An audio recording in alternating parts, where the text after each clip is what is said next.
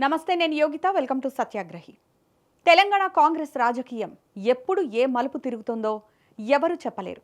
నిన్నటిదాకా రాజగోపాల్ రెడ్డి చుట్టూ తిరిగిన కథ ఇప్పుడు కొండా సురేఖ వైపు తిరిగింది. అది కాస్త సీఎం వర్సెస్ కేబినెట్ అన్నట్లు తయారైంది. విషయం ఏంటంటే, మంత్రి కొండా సురేఖని పదవి నుంచి తప్పించడానికి తీవ్రమైన ప్రయత్నాలు జరుగుతున్నాయనే వార్త ఇప్పుడు పొలిటికల్ వర్గాల్లో తీవ్ర సంచలనం రేపుతోంది. ఒక ముఖ్య నేత చాలా పట్టుదలతో ఉన్నారని, ఎలాగైనా సురేఖ చేత రాజీనామా చేయించాలనే టాస్క్ను పార్టీలో ఉన్న ఒక డిప్యూటీ కీలక నేతకు అప్పగించారని టాక్ నడుస్తోంది. అయితే ఇక్కడ అసలు ప్రశ్న ఏంటంటే, కొండా సురేఖని పదవి నుంచి ఎందుకు తీసేయాలి? ఢిల్లీ అధిష్టానం ఆలోచన ఎలా ఉంది? సీఎం రేవంత్ రెడ్డి టీం వ్యూహం ఏంటి? కొండా సురేఖ దీనిపై ఎలా రియాక్ట్ అవుతున్నారు? వీటన్నింటిపై ఇప్పుడు మాట్లాడుకుందాం. ముందుగా అసలు గొడవ ఎక్కడ స్టార్ట్ అయిందో ఒకసారి రీక్యాప్ చేసుకుందాం. కొండా సురేఖ కుమార్తె సుస్మిత చేసిన కొన్ని కామెంట్స్ ఈ మొత్తం రచ్చకు ప్రధాన కారణం. ఇది అందరికీ తెలిసిన విషయమే. ముఖ్యమంత్రి రేవంత్ రెడ్డిని, అలాగే పరకాల కాంగ్రెస్ ఎమ్మెల్యే రేవూరి ప్రకాష్ రెడ్డిని ఉద్దేశించి ఆమె చేసిన ఆరోపణలు కాంగ్రెస్ పార్టీలో ఒక్కసారిగా మంటలు రాజేశాయి. ఒక రకంగా చెప్పాలంటే, సొంత పార్టీ ముఖ్యమంత్రిపై, సీనియర్ ఎమ్మెల్యేపైనే ఆరోపణలు వచ్చేసరికి పార్టీ శ్రేణులు షాక్ అయ్యారు. ఈ వ్యవహారాన్ని టీపీసీసీ క్రమశిక్షణ కమిటీ సీరియస్గా తీసుకుంది. ఆగస్టు 19న కొండా సురేఖకి ఒక నోటీసు జారీ చేసి 3 రోజుల్లోగా వివరణ ఇవ్వాలని కోరింది. దీనికి కొండా సురేఖ ఆన్సర్ ఇచ్చేశారు. తన కూతురు చేసిన కామెంట్స్ పూర్తిగా ఆమె వ్యక్తిగతం. ఆమె చెప్పిన విషయాలకు తనను ఎలా బాధ్యురాల్ని చేస్తారని ఆ వివరణలోనే ప్రశ్నించారు కొండా సురేఖ. ఇది సహజ న్యాయ సూత్రాలకు విరుద్ధమని స్పష్టం చేశారు. అంతేకాదు, ఆ నోటీసును వెంటనే ఉపసంహరించుకోవాలని కూడా డిమాండ్ చేశారు. కానీ వ్యవహారం అక్కడితో ఆగలేదు. సురేఖ క్లారిటీ ఇచ్చినప్పటికీ అసలు కథ అక్కడే మొదలైంది. కాంగ్రెస్లోని కొంతమంది ఎమ్మెల్యేలు, ఎమ్మెల్సీలు బహిరంగంగానే రంగంలోకి దిగారు. కొండా సురేఖపై చర్యలు తీసుకోవాలని, ఆమెను కేబినెట్ నుంచి బర్తరఫ్ చేయాలని డిమాండ్ చేయడం ప్రారంభించారు. ఇక్కడ 2 వర్గాల మధ్య తీవ్రమైన మాటల యుద్ధం నడుస్తోంది. ఒకవైపు కొండా సురేఖ ఏమో తనపై వస్తున్న విమర్శలను, ఒత్తిళ్లను ఒక సీనియర్ బీసీ మహిళా నేతపై జరుగుతున్న దాడిగా అభివర్ణిస్తున్నారు. మరోవైపు ఎమ్మెల్యేల వర్గమేమో సొంత పార్టీ నేతలపై ఆరోపణలు చేస్తే ఊరుకునేది లేదని, ఆమెను మంత్రి పదవి నుంచి తీసేయాల్సిందేనని పట్టుబడుతున్నారు. దీనివల్ల ఈ వివాదం కేవలం తల్లి కూతుళ్ల వ్యాఖ్యలకో, ఈ రాష్ట్రానికో పరిమితం కాకుండా ఢిల్లీలోని జాతీయ కాంగ్రెస్ అధిష్టానానికి కూడా పెద్ద తలనొప్పిగా మారింది. ఢిల్లీ కాంగ్రెస్ పెద్దలు ఈ విషయంలో కొంత సానుకూల ధోరణితో ఉన్నారని తెలుస్తోంది. ఎందుకంటే కొండా సురేఖ బీసీ వర్గానికి చెందిన సీనియర్ నాయకురాలు, పైగా మహిళా నేత.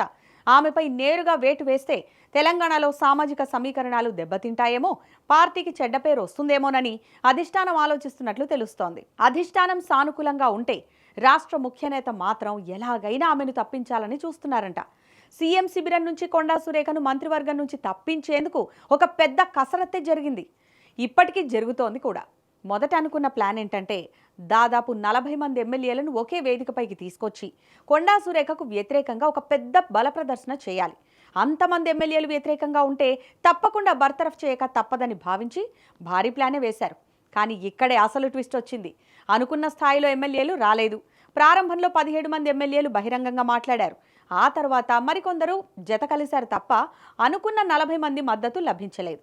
ఇది సీఎం శిబిరానికి ఒక రకమైన పొలిటికల్ అలర్ట్గా మారింది. ఎందుకంటే తనంతట తానుగా బర్తరఫ్ ప్రతిపాదన తెచ్చి ఢిల్లీకి పంపితే అది తన సొంత సీటుకే ప్రమాదకరంగా మారొచ్చని ఆ ముఖ్య నేత గ్రహించారట. అందుకే వ్యూహం మార్చారు. డైరెక్ట్గా రంగంలోకి దిగకుండా ఇది పూర్తిగా టీపీసీసీ క్రమశిక్షణ కమిటీ పరిధిలోని అంశమని పరిమిత వ్యాఖ్యలు చేస్తూ సైలెంట్ అయ్యారు. పార్టీ కమిటీని ముందు పెట్టి పొలిటికల్గా ఈ సమస్యను పరిష్కరించడమే సేఫ్ అని ఫిక్స్ అయ్యారు. ఇక్కడే ఇంకో ట్విస్ట్ ఉంది. ముఖ్య నేత మరో వ్యూహాన్ని తన బ్యాగ్లో నుంచి బయటకు తీశారు. ఈసారి తనకు మట్టి అంటకుండా మరింత ఎఫెక్టివ్గా ఉండేలా ఒక బ్లూ ప్రింట్ రెడీ చేసేశారు. ఆ ముఖ్య నేత డైరెక్ట్గా బయటకు రాకుండా ఒక సైలెంట్ ఆపరేషన్ చేపట్టే బాధ్యతను పార్టీలోని డిప్యూటీ కీలక నేతకు అప్పగించారంట. ఈ డిప్యూటీకి ఇచ్చిన టాస్క్ కూడా పెద్దదే. అదేంటంటే, కొండా సురేఖ రాజీనామాకు ఢిల్లీ హైకమాండ్ను ఒప్పించాలి. ఆ తర్వాత కొండా సురేఖని స్వయంగా కలవాలి. ఆమెను అవమానించినట్లు కాకుండా, బహిరంగంగా ఘర్షణలకు తావు లేకుండా సైలెంట్గా రాజీనామా చేసేలా ఒప్పించాలి. అంటే రచ్చ లేకుండా మీడియా ముందుకొచ్చి కొండా సురేఖనే స్వచ్ఛందంగా రాజీనామా చేసేలా చూడటం. ఇది ఆ డిప్యూటీ చేయాల్సిన సైలెంట్ ఆపరేషన్. ఒకవేళ ఇది వర్కౌట్ కాలేదనుకోండి, అప్పుడేం చేయాలి? దానికి ఆయన బ్యాగ్లో ఇంకో ప్లాన్ రెడీగా ఉంది. ఆ ప్లాన్ ఎలా ఉంటుందంటే, అతడు సినిమా డైలాగ్ గుర్తుంది కదా, వీరమ్మ చెరువు దగ్గర 4 సుమోలు ఉంటాయి, గట్టు దాటుతుంటే వేసేస్తాం.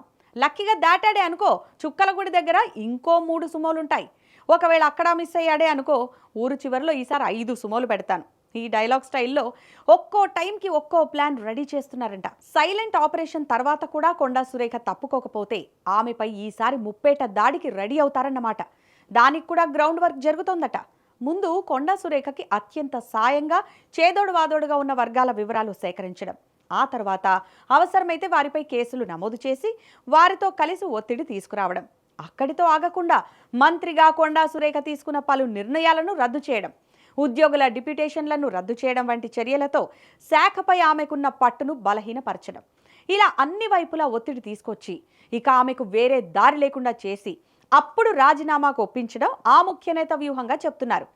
చూశారుగా తెలంగాణ కాంగ్రెస్లో తెర వెనక ఎంత పెద్ద డ్రామా నడుస్తోందో. ఒకవైపు బీసీ మహిళా కార్డుతో ఢిల్లీ అధిష్టానం సానుభూతి పొందేందుకు కొండా సురేఖ వర్గం ప్రయత్నిస్తుంటే, మరోవైపు పార్టీ క్రమశిక్షణ పేరుతో డిప్యూటీ నేత ద్వారా సైలెంట్గా రాజీనామా చేయించాలని సీఎం శిబిరం గట్టి వ్యూహంతో ఉంది. మరి కొండా సురేఖ ఈ ఒత్తిళ్లకు తలొగ్గి రాజీనామా చేస్తారా, లేక తనదైన శైలిలో ఎదురుదాడికి దిగి కాంగ్రెస్ రాజకీయాన్ని మరిన్ని మలుపులు తిప్పుతారా అనేది రానున్న కొన్ని రోజుల్లో తేలిపోనుంది.